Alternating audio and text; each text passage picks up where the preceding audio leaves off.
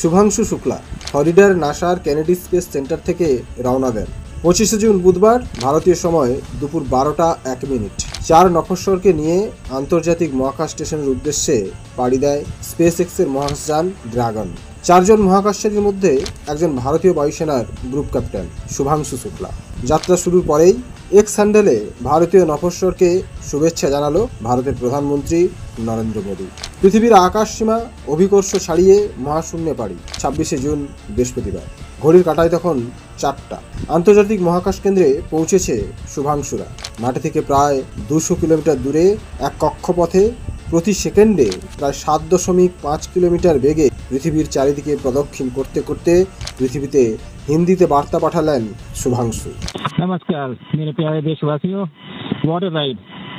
40 साल बाद हम वापस अंतरिक्ष में पहुंच गए हैं और कमाल की राइड थी। इस समय हम 7.5 किलोमीटर प्रति सेकंड की रफ्तार से पृथ्वी के चारों तरफ घूम रहे हैं और मेरे कंधे पे मेरे साथ मेरा तिरंगा है जो मुझे बता रहा है कि नहीं हूँ, मैं आप सबके साथ हूँ।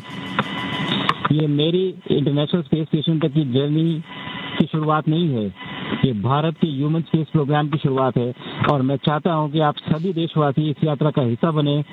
आपका भी सीना गर्व से चौड़ा होना चाहिए, आप भी उतना ही एक्साइटमेंट दिखाइए।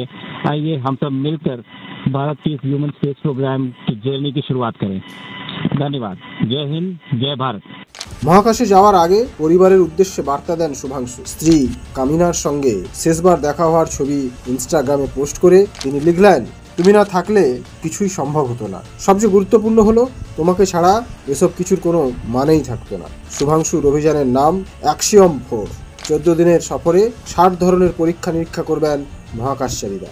এরপর মহাকাশ থেকে আর কি বার্তা পাঠায় শুভাংশুরা, সেই দিকে তাকিয়ে আছে গোটা পৃথিবীর মানুষ।